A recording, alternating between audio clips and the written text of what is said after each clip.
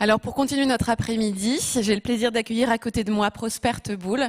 Prosper Teboul, vous êtes directeur général de l'Association des paralysés de France, France Handicap.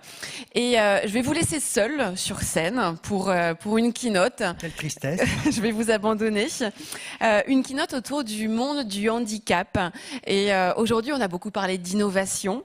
Et nous allons voir avec vous que le monde du handicap, il n'est pas seulement consommateur d'innovation, mais au contraire, il peut en être producteur.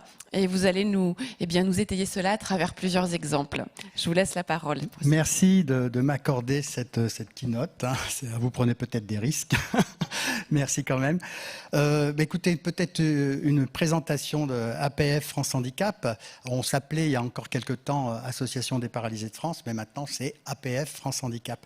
Donc c'est une association qui est née il y a pas mal d'années, en 1933, et qui est reconnue d'utilité publique.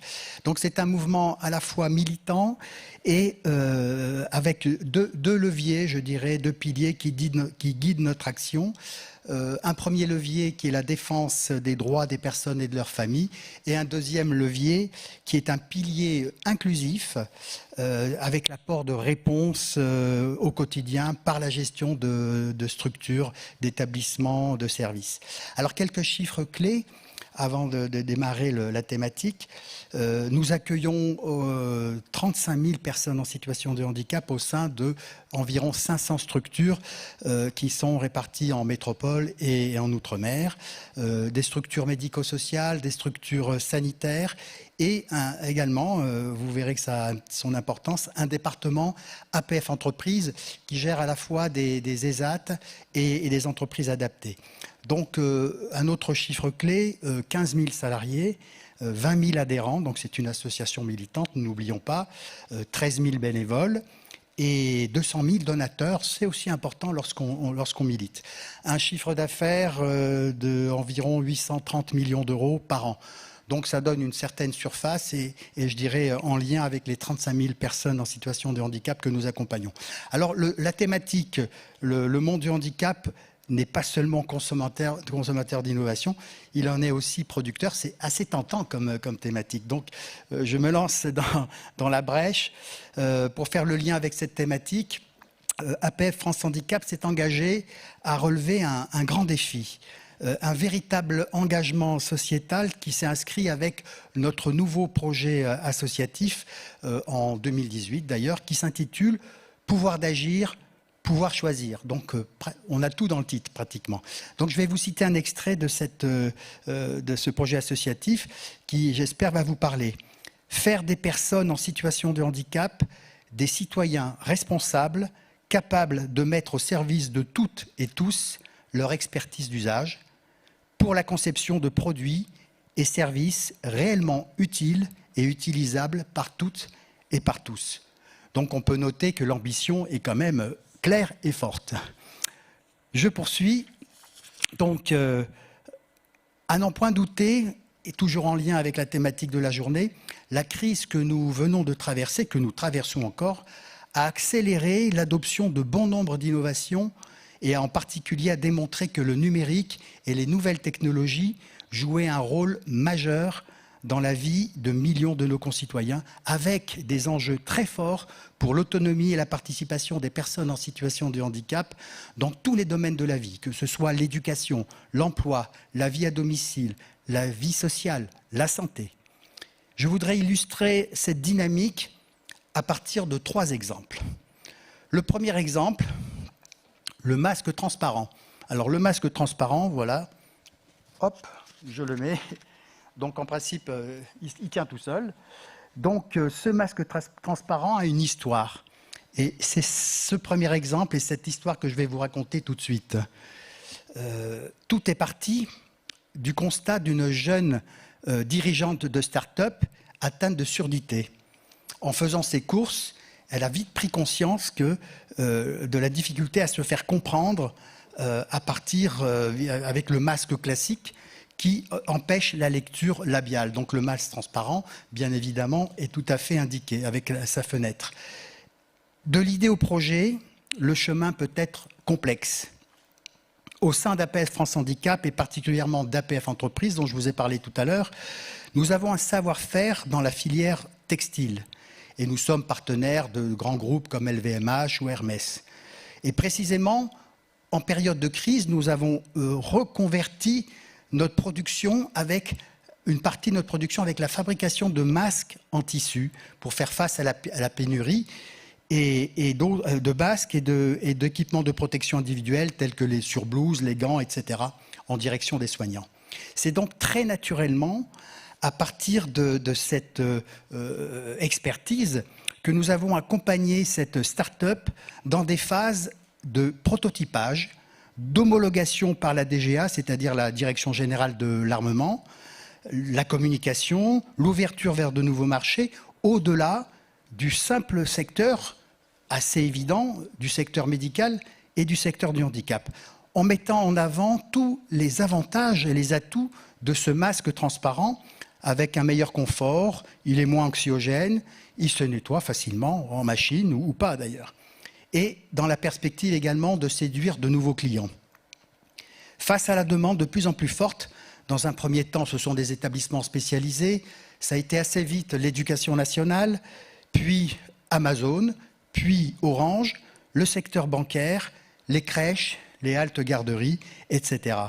Il a fallu, dans un délai record, investir massivement dans de nouvelles machines, gérer des problématiques d'approvisionnement pour les matières premières, en période de crise, ne l'oublions pas, et passer surtout à un stade d'industrialisation de la production, avec à la clé le recrutement de près de 200 personnes en situation de handicap que nous avons formées sur les machines et qui sont toujours embauchées chez nous. Ainsi, au 31 décembre 2020, nous avions fabriqué et vendu près de 2 millions masques transparents. Au départ, nous pensions plutôt à une production et une vente de 50 000, 100 000, qui aurait été déjà un beau succès. Donc, on en a vendu 2 millions au vu de la demande. Qu'est-ce qu'on peut retirer de cet exemple? Un produit conçu au regard d'un besoin spécifique par rapport à un handicap spécifique et qui répond à un besoin pour tous. C'est exactement ce qui s'est passé avec le masque transparent. Pour la petite histoire, c'est aussi l'exemple, il y a déjà pas mal de temps, de la télécommande qui a été créée pour répondre à un besoin de personnes à mobilité réduite qui ne pouvaient pas allumer leur télévision facilement et se déplacer, et qui est devenu très, très rapidement un produit universel. On est exactement dans ce cas-là. Alors le deuxième exemple que je voulais vous proposer, c'est la création, il y a environ 4 ans, du département TechLab d'APF France Handicap. Qu'est-ce que le TechLab? C'est un centre ressources qui accompagne aussi bien les entreprises, les start-up, les usagers et les professionnels de santé. C'est en quelque sorte la vitrine d'APF France Handicap pour toutes nos actions autour de l'innovation technologique. Alors, plusieurs missions et objectifs de ce TechLab.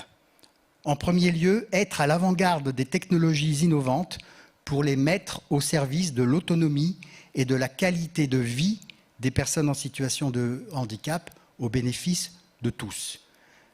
Deuxième mission, valoriser l'expertise d'usage portée par l'expérience de vie des personnes en les faisant participer à l'innovation. Être facilitateur de projets innovants avec un processus d'accompagnement qui comprend le recueil et l'identification des besoins, l'analyse de marché, la formalisation d'un cahier des charges, le prototypage, la phase test de la solution et la fabrication en entreprise adaptée, ce qui a été le cas également pour les masques transparents. Autre mission, construire des partenariats avec la recherche. Nous avons un partenariat très fort avec l'École Polytechnique et également développer des Fab Labs. Assurer une veille de l'innovation technologique et la diffuser, assurer le prêt de matériel. Et enfin, être promoteur de la conception universelle dans tous les processus d'innovation. Je donnerai un exemple, j'espère, assez parlant tout à l'heure.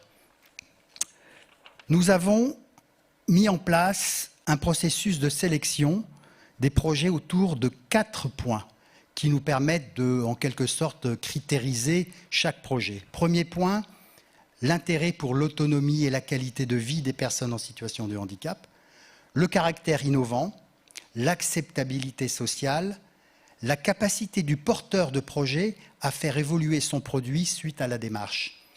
Alors pour illustrer ce que je viens de dire, voici quelques exemples de projets qu'on a soutenus et accompagnés. Alors pour info, on en a accompagné un peu plus d'une vingtaine sur un total de plus de 80 entreprises que nous avons rencontrées. 4 exemples assez différents. Premier exemple, c'est une start-up, Streetco. C'est la première application GPS piéton collaborative qui s'adapte au déplacement des personnes en situation de handicap. Deuxième exemple qui n'a rien à voir, c'est au sein d'une banque, la banque AXA pour ne pas la nommer, avec le test de borne de remise de chèques en termes d'évaluation d'accessibilité du produit.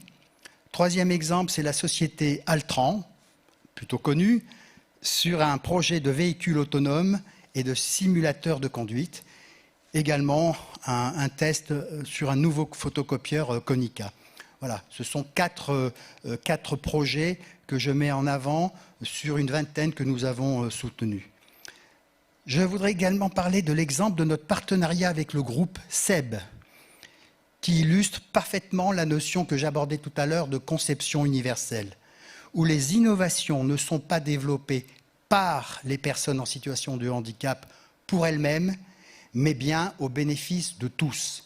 Pendant 1 an, des personnes en situation de handicap ont participé dans les locaux du groupe SEB à des ateliers cuisine et de co-conception avec pour objectif l'élaboration d'une nouvelle gamme de produits de petits électroménagers qui prennent en compte l'expérience de vie et les difficultés des utilisateurs extrêmes que sont les personnes en situation de handicap.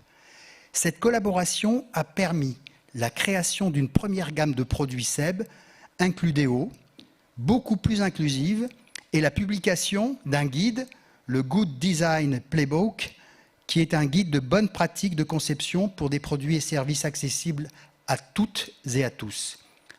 Il faut savoir quand même qu'à tout moment de la vie, chacun peut se retrouver avec une capacité sensorielle, physique ou cognitive limitée, entravant ses gestes du quotidien. Or, les standards actuels de fabrication ne prennent pas du tout en compte ces différents types de handicap, d'où l'intérêt, vous l'avez compris, de la démarche avec le groupe SEB. Il est important de rappeler que lorsqu'on innove pour des groupes exclus, on innove pour tous. Je voudrais vous donner 2 exemples qui n'ont rien à voir avec APF France Handicap. L'exemple de Logan, chez Renault, qui a été conçu pour les pays émergents. Aujourd'hui, ce produit ne concerne absolument plus que les pays émergents. Un autre exemple, le régulateur de vitesse, tout à fait standard aujourd'hui, a été conçu initialement pour des besoins répondant aux personnes à mobilité réduite. Aujourd'hui, c'est devenu un produit standard. Je terminerai par un dernier exemple, assez différent aussi, c'est l'école des têtes en l'air. Vous allez voir tout de suite ce que ça veut dire.